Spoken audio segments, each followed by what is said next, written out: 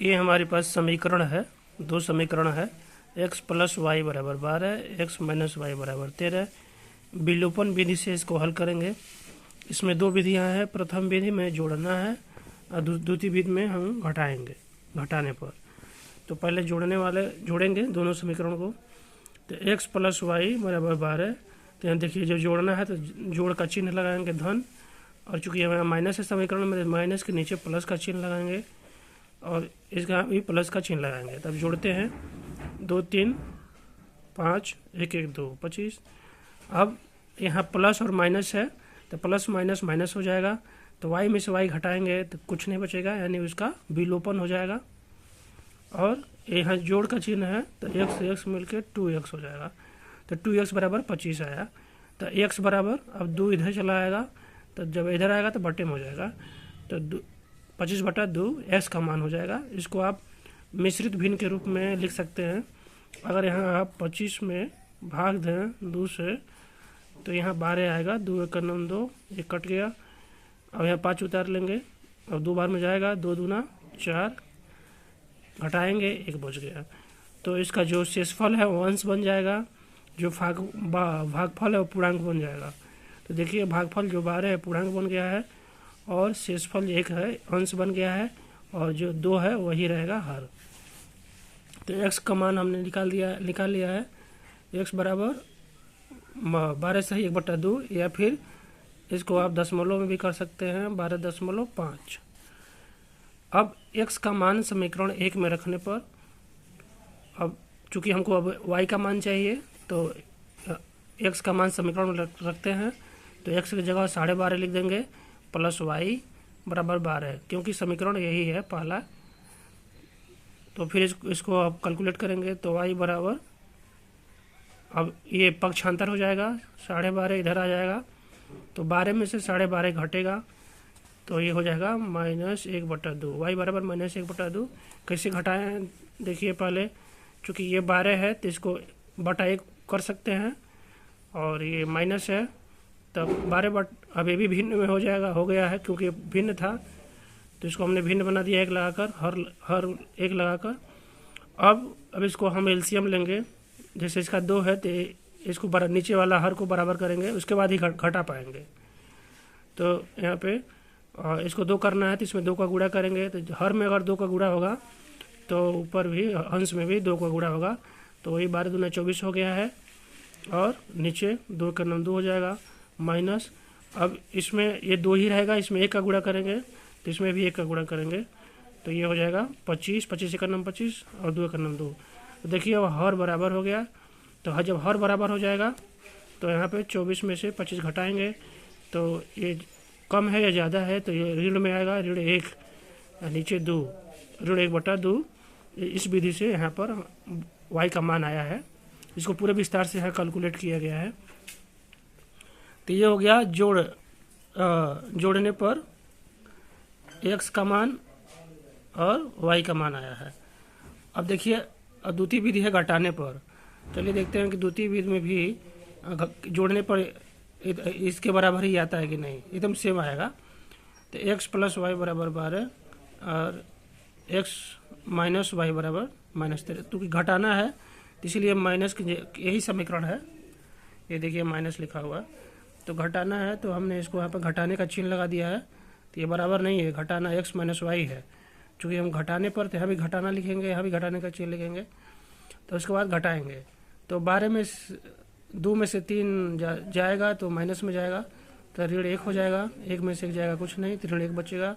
बराबर के बाएं साइड में देखते हैं, अब ये माइनस घटा रहे हैं तो माइनस माइनस प्लस हो जाएगा, तो ऊपर प्लस ही है तो प्लस ये जुड़ जाएगा, y 2y हो जाएगा, और x में से x घटाएंगे तो यह कुछ नहीं बचेगा, इसका विलोप हो जाएगा।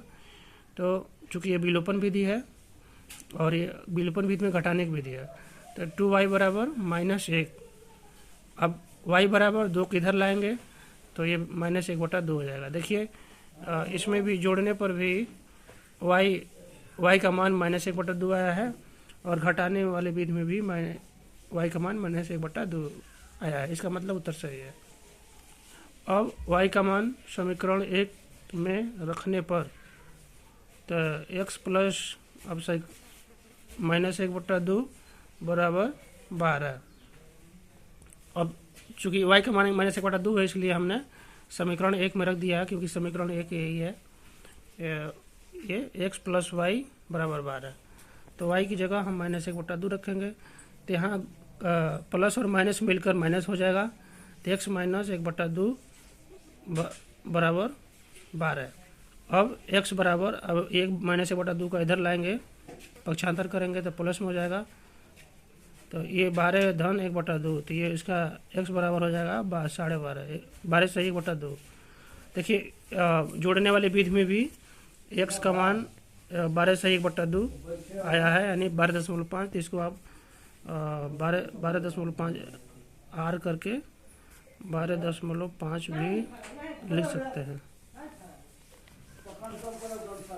और इसके बाद ये तो विलोपन विधि हो गई। अब इसके बाद प्रतिस्थापन विधि है। प्रतिस्थापन विधि में अब ये जानने का प्रयास करेंगे कि वही उत्तर आता है कि कोई अलग उत्तर आएगा।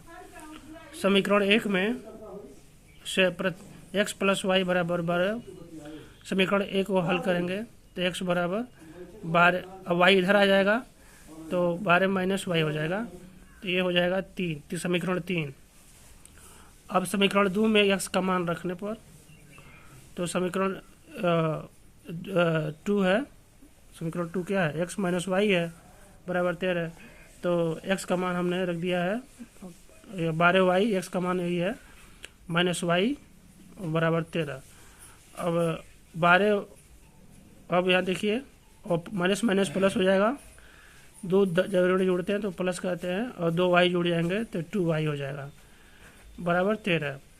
अब -2y इधर ही रहेगा, 12 को हम इस पक्षांतर करते हैं तो चूँकि 12 धन है तो इधर आ जाएगा माइनस हो जाएगा, तो 13 - 12, तो -2y बराबर 1। अब -2y, अब चूँकि अब 2 इधर करेंगे, पक्षांतर करेंगे तो ये माइनस है,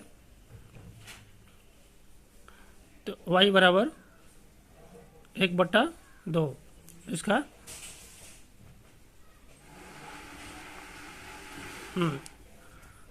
y बट्टा इधर आ जाएगा तो माइनस हो जाएगा, तो 1/2 इसका आंसर है। यहाँ पर ये माइनस माइनस प्लस हुआ है तो ये प्लस हो जाएगा यहाँ पर, तो ये प्लस में ही रहेगा, यहाँ पर भी प्लस में रहेगा और यहाँ पर भी प्लस में रहेगा। जब इधर आएगा ये y2 इधर आ जाएगा तो ये माइनस हो जाएगा, तो -1/2। तो इसमें भी माइनस y का मान -1/2 आया है प्रतिस्थापन विधि में, और विलोपन विधि में भी आया है। अब y का मान समीकरण 3 में रखने पर, तो हमारा समीकरण 3 है, तो x बराबर 12 -1/2। समीकरण 3 क्या है, समीकरण 3 ये है, x बराबर 12 - y, यही समीकरण है 3, और इसमें हमने रखा है इसको, तो y की जगह -1/2 हो जाएगा, तो माइनस माइनस प्लस हो जाएगा, तो ये हो जाएगा 12 सही 1/2, x बराबर 12 सही 1/2। विलोपन विधि में भी हमारा मान 12 से 1/2 आया है। जैसे यहाँ पर देखिए 12 सही, ये विलोपन विधि में भी 1/, देखिए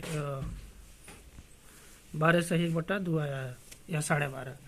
और प्रतिस्थापन विधि में भी x का मान 12 सही 1/2 आया है, ये प्रतिस्थापन विधि है। अब y का मान समीकरण 2 में रखने पर, आप किसी भी समीकरण में रखेंगे मान उतना ही आएगा। तो अब 2 में प्रयास करते हैं, तो x माइनस, यहाँ y था तो y का मान हमने -1/2 रख दिया है y का मान, तो क्योंकि y का मान कितना आया, -1/2 आया है, तो y की जगह इसको रख देंगे बराबर 13, x + 1/2, क्योंकि अब ये माइनस माइनस प्लस हो जाएगा, तो प्लस हो जाएगा, तो बराबर 13 हो जाएगा। अब x बराबर, अब 13 इधर आ जाएगा तो ये माइनस हो जाएगा, -1/2। चूँकि ये भिन्न है तो 13 को भी भिन्न बनाएंगे, तो इसमें बटा करके हर लिख देंगे, एक लिखा जा सकता है। तब इसका एलसीएम लेंगे, तो यहाँ पर 2 का गुणा करेंगे, जैसे यहाँ गुणा हुआ है तो अंश में भी 2 का गुणा होगा, तो ये होगा 13 दूना 26, 1 2 2, 26/2। और इसमें चूँकि इसका हमको 2 है तो इसमें एक का ही गुणा करेंगे, तो 2 का 2 हो जाएगा, तो ऊपर भी 1 का गुणा होगा, तो 1/2 रहेगा।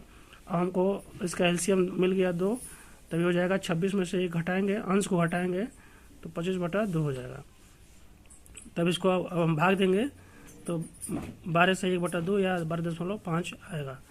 इसमें भी x का मान 12.5 या 12 से 1/2 आया है और विलोपन विधि में भी आया है। अब y का मान समीकरण अब 1 में भी रखने पर हम जांच कर रहे हैं कि किसी भी समीकरण में आप रख देंगे y का मान तो उत्तर उतना ही आएगा। तो हमारा समीकरण 1 है x प्लस वाई बराबर 12, तो y का मान -1/2 था बराबर 12, तो x माइनस 1/2, अब ये माइनस प्लस माइनस ही रहेगा बराबर 12, x बराबर अब इधर आएगा 1/2 माइनस तो प्लस हो जाएगा प्लस 1/2। अब चूंकि ये इसको भी 1/2 भिन्न है तो 12 को भी भिन्न बनाएंगे तो इसमें हर एक जोड़ देंगे।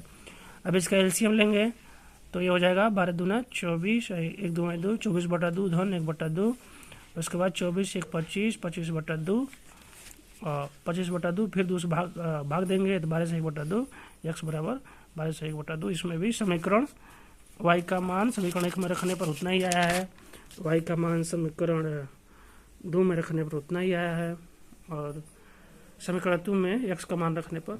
तो इस तरह से हम प्रतिस्थापन विधि और विलोपन विधि एक ही समीकरण पर लगाए हैं तो मान एक ही आया है, बराबर आया है।